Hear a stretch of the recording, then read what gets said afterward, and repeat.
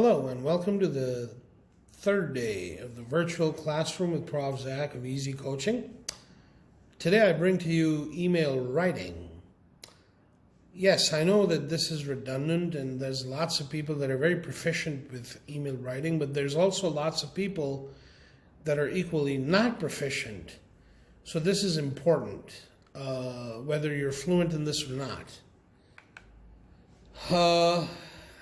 I've categorized this into four main kinds of email that exist out there. Majority of the emails are ones that you don't really have to reply. You might just get a memo from the HR department. It might just be an announcement from some other department. Or it just might be plain spam. Those the spam emails can be deleted. There might be an email that is inquiring you, a question that is asking you for an answer.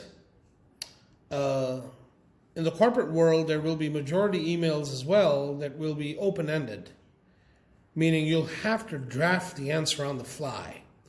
There will be no format to the sentences that you're going to use in the body of the email. It's pretty much open-ended.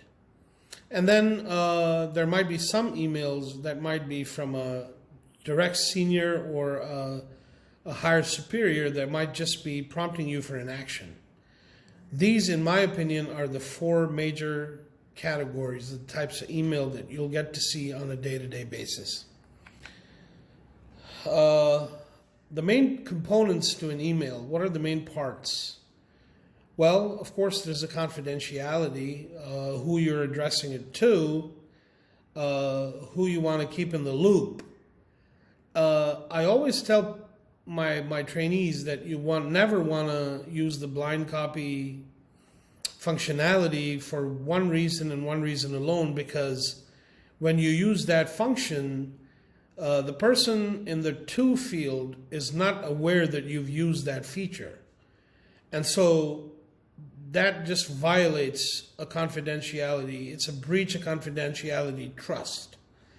It's always a better idea that if you want to keep somebody in blind copy in the loop, you want to directly send them, put them in to, and then copy the person that it's related to in the CC field, but never use the BCC feature. It's just a breach of confidentiality.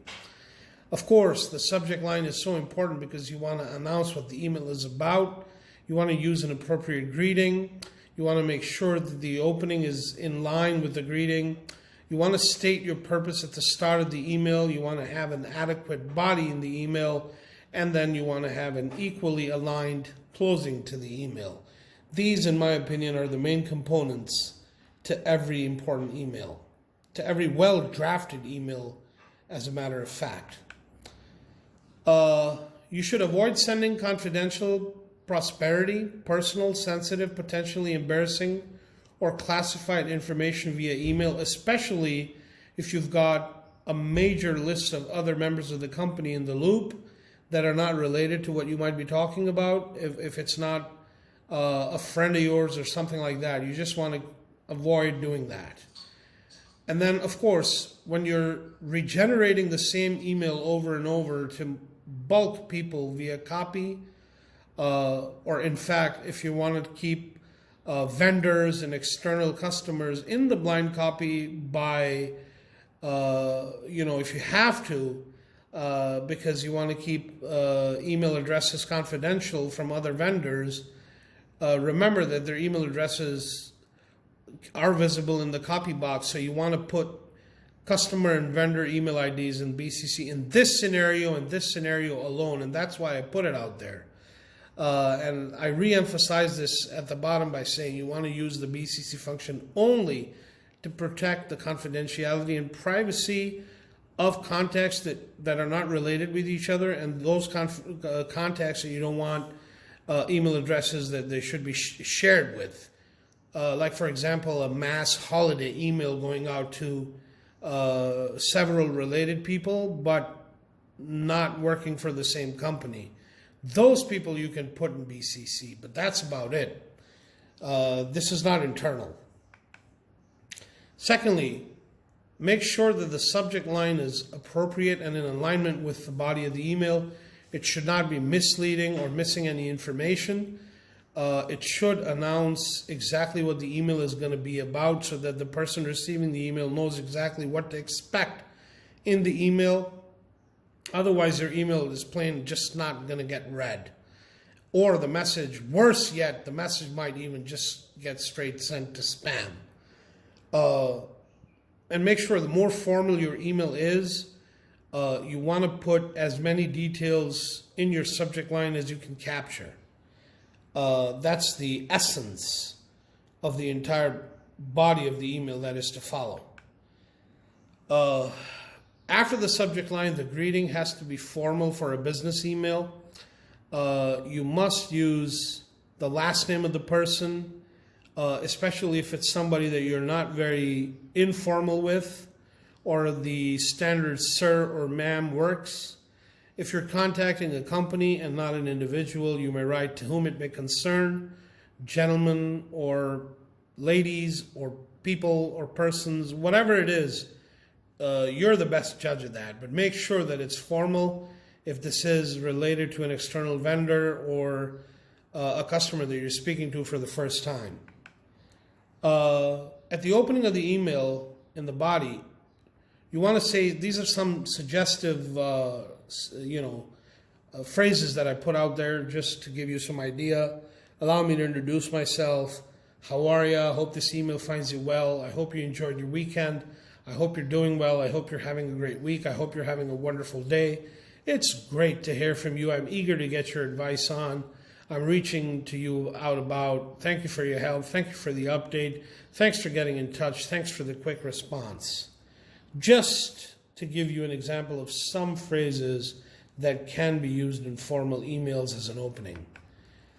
If you're following up on something, some example phrases are, "It's promised time," and then fill the rest.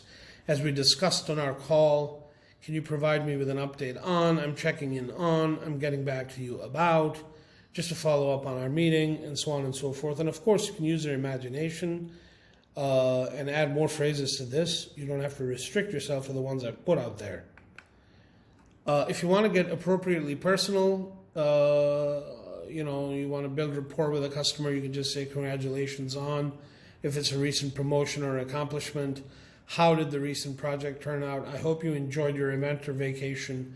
I loved your recent article, social media post, picture. I was just laughing the other day about, I was just thinking about you and shared memory if it's a friend. It was great to see you at that event.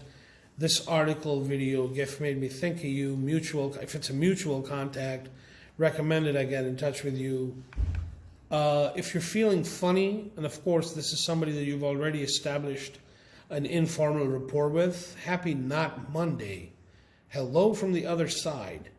Here's the good news. Only 1 or 2 more days until, only 5 more days until Friday. Hope you're surviving another work week. I hope you've had your coffee already. It's me again. I'll keep this short. I'm sorry if this message sabotaged inbox 0 for you.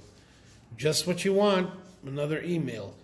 Just to give you an idea of some phrases that are, satire. State the purpose in the opening sentence. I'm writing to inquire about. I'm writing in reference to. Never make a very long-winded introduction. That makes the reader lose interest. The body of the email has to be brief but polite. And keep in mind that if your message starts to run longer than 2 to 3 short paragraphs, reduce the message, organize it in bullets, or provide an attachment and just simply say, please refer to the attached. And then, of course, remember to say please and thank you. The closing is equally important as the greeting. Use a closing phrase, and of course, get in the habit of having a signature template. Most companies usually have a standard template that they share across the board. Use your first and last name, your title, the name of the company, your phone number, and your email. If you have a website, so on and so forth. That's all I could think of in a nutshell when it comes to conventional corporate world email writing. So thank you for listening. Happy email writing. Stay blessed. Once again, this is Prof. Zach with day 3 of the virtual classroom. Have a great day, and if you have any comments, you can please email us at eezeecoaching@gmail.com.